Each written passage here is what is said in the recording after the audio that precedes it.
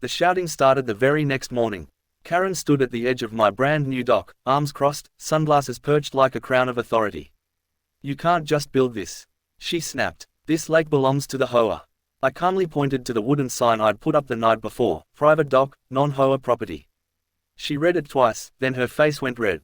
"We'll see about that." She barked and stormed off, phone in hand. By lunchtime, she was back with 3 HOA board members, waving a printed rulebook like it was the Constitution. "You'll pay fines for this structure," one said smugly. I couldn't help but smile. "You might want to check your maps," I said, handing over a folder. Inside were official county papers showing the exact border. The HOA stopped 5 feet before the shoreline. They froze. Karen's voice cracked. "Then, we can't use the lake." I shrugged. "Oh, you can. It's open for community use now. Just $10 per person, per day." The board went silent. Karen's jaw dropped so far it almost hit the water. "You're charging us." "Only fair," I said. "HOA loves fees, right?" From that day on, the dock stayed busy. Every boat, every kayak, every family barbecue, I made sure to keep records. And the best part, every time Karen's family wanted to fish or swim, they had to hand me a crisp $10 bill. I didn't build the dock to make money. I built it to make a point: never mess with someone who actually reads the property line. Karen wasn't done, not even close. A week later, she came marching down my driveway with a man in a cheap suit, clipboard in hand. "This is our environmental inspector," she declared smugly. "You've violated shoreline preservation rules. We'll have to tear this whole thing down." The man gave me a pitying look, but before he could speak, I pulled out my phone. "Funny," I said, dialing a number. "Because the real county inspector already approved my dock last month." Within minutes, a white truck pulled up. The real inspector stepped out, wearing a reflective vest and holding a folder. "Karen," he said, glancing between her and the fake clipboard guy. "We've spoken about this before. You don't have authority here." Her face went pale. I was just helping enforce." He cut her off. "You've been warned about impersonating a county officer. One more time, and we'll press charges." Karen stammered, "I'm just trying to protect the HOA's interests." I smirked. "Well, your HOA doesn't own this lake, Karen.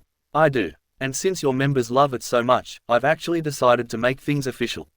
I held up a flyer: "Lake access passes, annual membership $250. "You can't do that," she screamed. "Oh, I can," I replied, "because it's private property. And funny thing, you've been trespassing every time you set foot here."